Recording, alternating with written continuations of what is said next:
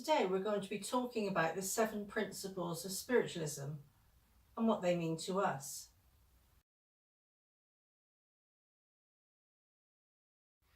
The first principle is the Fatherhood of God. So I'll explain what the principle is all about, what it means to us. And the feeling I get is that the Fatherhood of God is all about the Creator, the one who created everything in this world. It's about the universe. It's about the universal energy.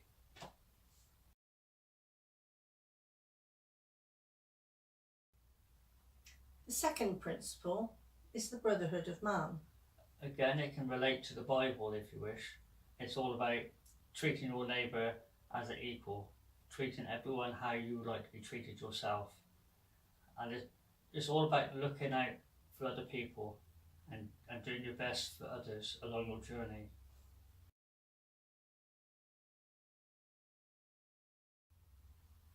The third principle is the communion of spirits and the ministry of angels. That's a bringing together of all life and all energy. Like we can start with the seasons. Let's start with spring. It opens things up. Then we got the summer, we're at our best. Then we got autumn, where we reflect on what we've done over the year. Some people love the autumn for the autumn leaves. And then we got the winter, in which completes the full circle. So the communion means a communion of everything. So that's our seasons. And then we share the planet with animals. So we got live in harmony with animals and humans. So we can help the planet grow. Communion is also about the weather, the changes, and also the forest. So we need the forest, we need trees, we share the same DNA as them.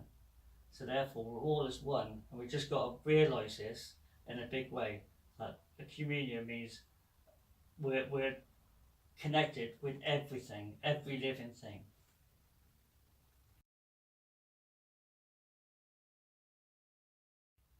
The fourth principle is the continuous existence of the human soul. Well, this is telling you that you've got to always grow as a person, not to just get up each morning and say, I want to do the same today, it's what I did yesterday, and so on. It's about making a difference in your life so you can make a difference in other people's lives. And that makes you feel stronger and better in yourself.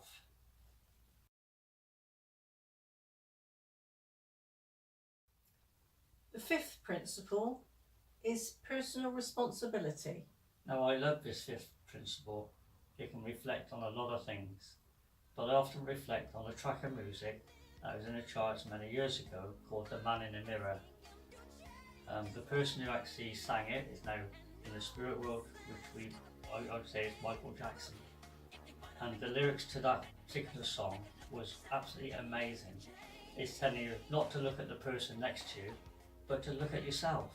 Look at yourself in the mirror. The changes have got to be made with you first. It's like a pebble. You throw a pebble in a lake or a pond, and you see it ripple. It makes changes. It spreads out. It makes a difference, and that's what we're trying to do today.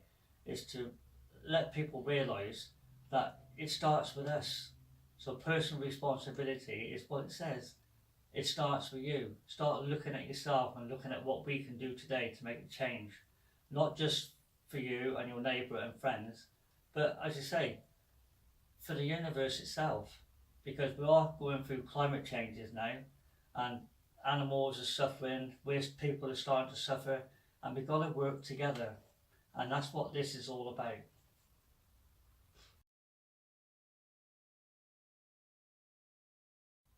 The sixth principle is compensation and retribution for all good and evil deeds done on earth.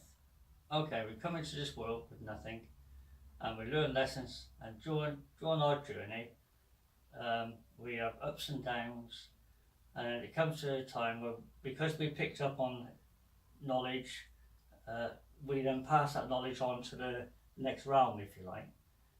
So if you're a good person and most of the things you've done in life is for others and not generally for yourself, the chances are when you pass over to the next world, it's all about judging yourself. No one's going to judge you when it's your time to go. It's about judging yourself. So if you believe you've done a reasonably good job this side of life, then you're going to have a good transition on the other side.